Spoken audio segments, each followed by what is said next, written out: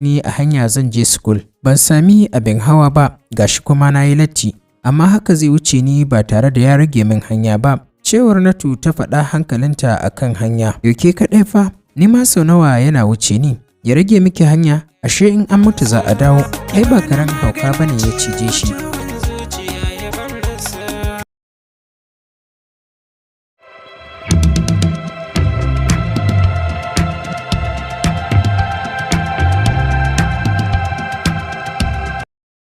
Ni a hanya zan je school, ban sami abin hawa ba, gashi kuma na yi latti, amma haka zai wuce ni ba tare da ya rage min hanya ba. Cewar Natu ta faɗa hankalinta a kan hanya. Yauke kaɗai fa, ni ma sau nawa yana wuce ni, ya rage miki hanya, ashe in an mutu za a dawo, ai ba karen hauka bane ya cije shi.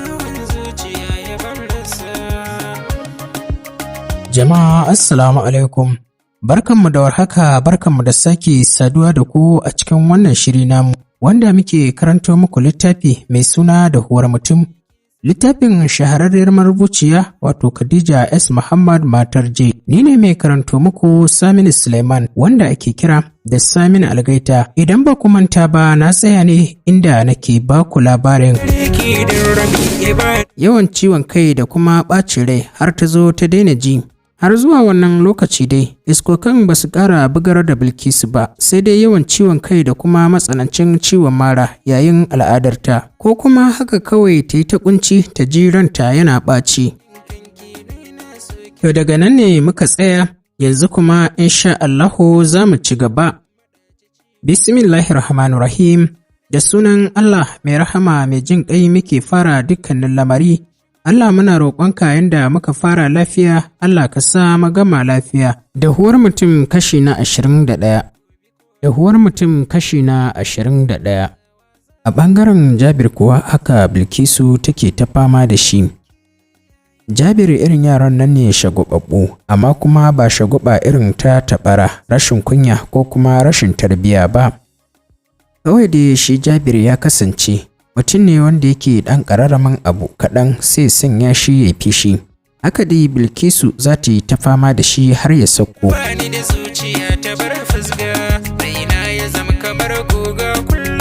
Jabir ya kasance mutum ne mai tsananin kishin tsiya.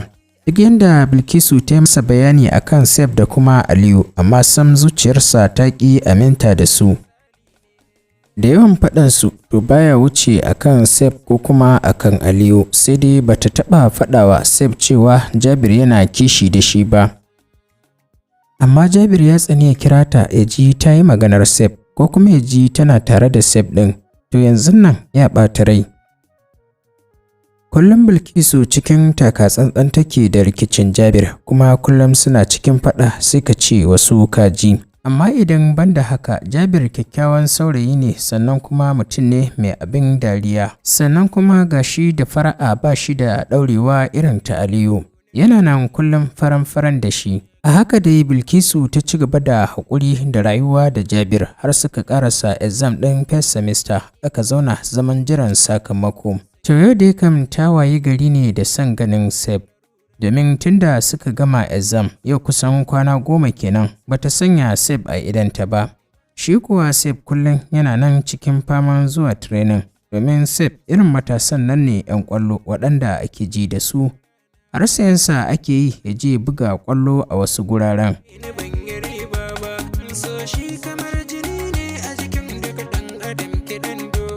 Babu shakka ana matuƙar ji da Sef a cikin tawagarsu, wannan dalilin ne sa ake siyansa ya je bugawa wasu tim ɗin ƙwallo. Idan 'yan tim ɗin su Sef za su jefa ƙwallo 5 a raga, to za ka samu Sef ɗin ne ya jefa ƙwallo 4 ko kuma 3 a cikin raga.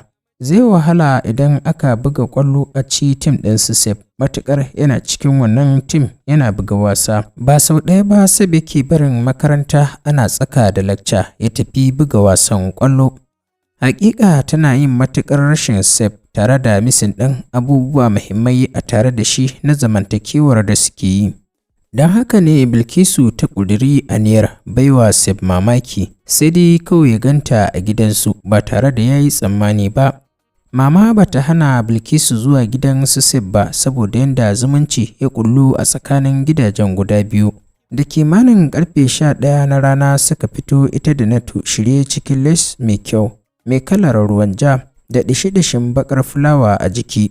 Ɗinkin riga da zani ne, sosai rigar ta yi matuƙar kyau duk da ba wata kwalliya aka yi mata a jiki ba. Amma Bilal kwamfutar maɗinka ya fito da shaf ɗin rigar sosai yadda ta zauna daidai da jikinsu. Mama zaune a falo tana haɗa kayan da za a kai wa maman su Saifullahi a leda.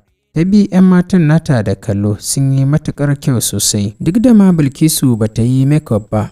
Dama gwanar makeup Natu ce, ita ko alwala ta sai ta duba madubi ta kuma murtsaka foda a kan fuskarta.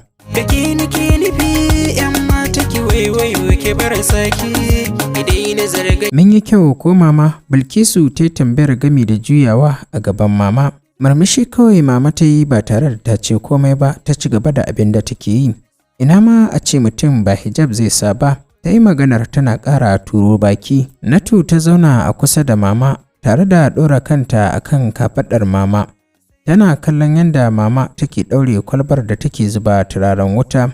Don Allah mama, menene aibin hijabi a nan? Ni idan na yafa gilama sai na ji tamkar tsirara nake tafiya. Bilkisu ta aika mata da harara. Ke da Allah can, to ai akwai kwalliyar da gyale take bukata wallahi. Amma haka kawai mutum ya ta fama da hijabi zulum-zulum ko ina? Taɓe baki na ta yi haɗe da miƙewa. Ta warware wani farin hijabinta mai matsakaicin tsayi ta sanya. Take sansanyan ƙamshinta ya ratsa falon. Ta kuma ɗauko wani gilashinta na idanu mai faɗi ta sanya shi a saman fuskarta. Nan take kyawunta ya ƙara bayyana. Ta kalli mahaifiyar tasu tare da faɗin, ya kika gani mama? Ta yi tambayar a daidai lokacin tana ɗaura agogon hannunta mai farar fata. Murmushi mama ta yi tare da faɗin, kin fito fes Aminatu, kin haɗu kuma kin yi kyau tamkar a ɗauka a gudu. Ta yi murmushi duka kumatunta guda biyu suka lotsa. Na gode mama. Bilkisu da take tsaye tana kallon su, taɓe baki ta yi. Irin abin bai burge ta ɗin nan ba. Ita ma ta warware zumbulelan baƙin hijabinta da ya sha guga, ta zira har ƙasa ya sauka, don daga baya har jan ƙasa yake yi, sai dai kuma ya yi masifar yi mata kyau.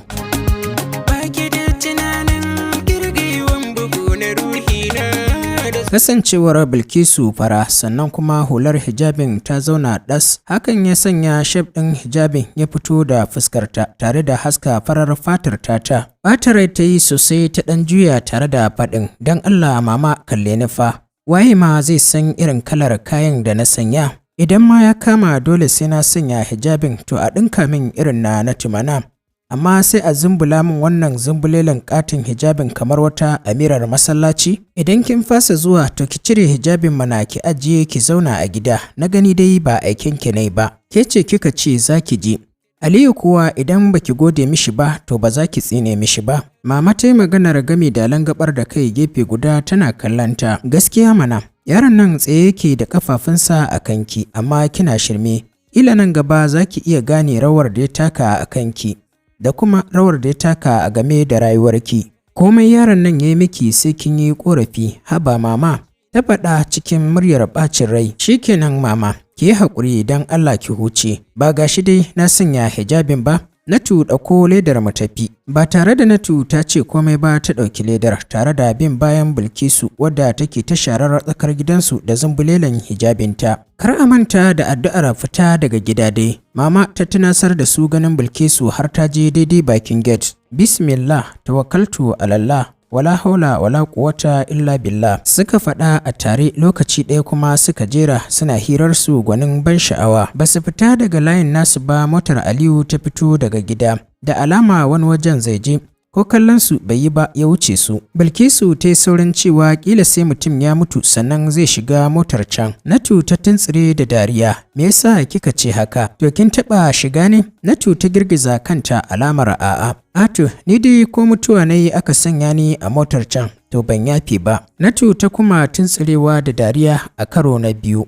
Saboda me kika ce haka? Saboda ina da rai ban shiga ba sai da na mutu, me zan dorar? Ta kai ƙarshen maganar tata haɗe da kallon Natu. Ke mun taɓa shiga sau ɗaya fa, sai dai a yanzu ba zan iya dorar da komai ba. Ranar da ya ɗauko mu daga gidan Hajiya, shiru Bilkisu ta yi cikin tunani, dan a lokacin Bilkisu ba ta cikin hayyacinta, ita ma ba za ta iya tuna komai ba. Ni kam har wasiya zan bari, idan na mutu a sanya ni a cikin motar can, saboda ba zan so in zo har in tafi ban ɗanɗana daɗin motar can ba.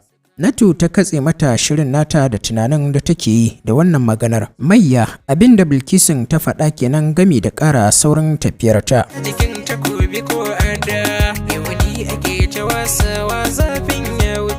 Natima ta ƙara saurinta a ƙoƙarinta na kamo Bilkisun, tana faɗin me zaki kai wa Seb ne? Bilkisu ta ce sai na kai mai wani abu ne, idan ya ganni ma ai sai gode wa Allah. Ina laifi gado ba na uwar mutum ba, an ba shi allura. Babu, Natu ta bata amsa. Yanzu dan Allah wancan da ya rage mana hanya ko da zuwa bakin titi ne, dan Allah bai taimaka mana ba. Amma mota sai ka ce an yi ta da garin zinare ko kuma motar munafukai. Ni dai ban taɓa ganin kowa a cikin motar can ba in ba shi ɗin ba. Wallahi ni ma ban taɓa gani ba fa yayarmu. Kuma fa ya sha wuce ni a hanya zan je school. Ban sami abin hawa ba, gashi kuma na yi latti. Amma haka zai wuce ni ba tare da ya rage min hanya ba. Cewar Natu ta faɗa hankalinta a kan hanya. Yauke kaɗai fa, ni ma sau nawa yana wuce ni. Ya rage miki hanya, ashe in an mutu za a dawo. Ai ba karen hauka bane ya cije shi. Haka suka ci gaba da gulmarsu har suka isa bakin hanya inda za su tari motar Zaria. Tsayawarsu babu jimawa Aliyu ya bullo, da alama wani gurin ya tsaya.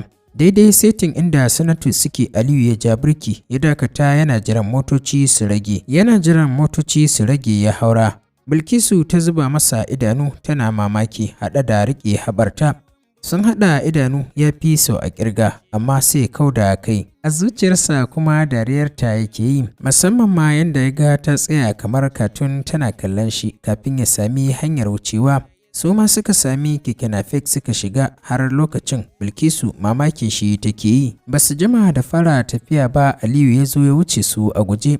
Natu ta dariya gami da faɗin, Allah wannan gudun na yaya Ali, har da gayya ma. Shi bai san duniya da rana ba, laifin na zuciyata ne don ta kai ni bangare. Dogon numfashi ta ja tare da ajiyewa, haɗe da faɗin Allah yaya Ali, kada ya fatan na sai mota Natu. Cewar Bilkisu ta faɗa a ƙufule. Saboda mito, saboda wulaƙanci zan yi mishi. Wata dariya Natu ta ƙara yi kafin ta ce, kin je ki fa da wata magana, da dan kin yi mota kam wani wulaƙanci za ki yi mishi kuma bayan ya riga ki yi kafin ke ki yi. Bata tanka wa Natu ba, ƙwafa kawai ta yi tare da juya kanta gefe guda, tana kallon motocin da suke wucewa, har ƙofar gida mai adaidaita sahun ya kai su. Lokacin da suka shiga gida, Inna ce zaune a babban falon tana yi wa Husna kitso. Ta yi saurin sakin kan nata ta miƙe tana faɗin oyoyo oyoyo. Dukkaninsu dariya suke yi. Amina ce kawai ta zauna haɗe da jefar da ledar da take hannunta, tana kuma gaishe da Inna. Innar har ta amsa hankalinta yana kan Bilkisu wadda take ta tsokanar Husna da matar Bilal. Sai da ta gama tsokanar Husna sannan ta gaishe da Inna gami da tambayar ina Seb ɗin. Yana ɗaki bai jima da dawowa daga tirenin ba, wataƙila babu mamaki ma bacci yake yi. Inna ta ba ta amsa a daidai lokacin da take kallon Natu tana ƙarasa kitson da Innar ta saki. Ita kuma Bilkisu ta nufi ɗakin Seb don ta san inda ɗakin nasa yake. Ta windo Bilkisu ta fara leƙawa duk da kaɗan take iya hango shi. Kwance yake da riga da wando bulu da fari marasa nauyi na kamfanin Adidas. A hankali ta taɓa ƙofar, ga mamakinta sai kawai ta ga ƙofar ta buɗe. Don haka sai ta sami damar shiga, ta tsaya haɗe da ƙarewa madaidaicin ɗakin nasa kallo.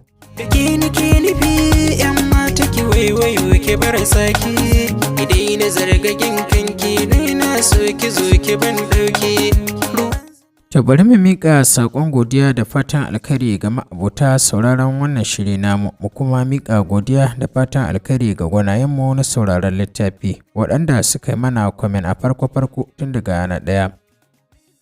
Da farko za mu fara miƙa saƙon godiya da fatan alkhairi ga Shamsiya Nasir Usman wadda ta sami kwamen na farko. Muna matuƙar godiya da fatan alkhairi. Sai kuma Shamsiya Basiru Kunya ita take da kwamen na biyu a cikin littafin Dahuwar Mutum kashi na 20. Muna miƙa godiya da fatan alkhairi a gare ki. Sai kuma sunan da aka rubuta AM Abdullah mai wannan suna ne ke da kwamen na 3 a cikin littafin Dahuwar Mutum kashi na 20. Muna miƙa godiya da fatan alkhairi ga ma'abota sauraron wannan shiri namu. Muna miƙa godiya da fatan alkhairi ga waɗanda ma ba su sami damar yi mana kwamen ɗin ba, da wanda suka yi mana lakin da wanda suka yi mana sharing.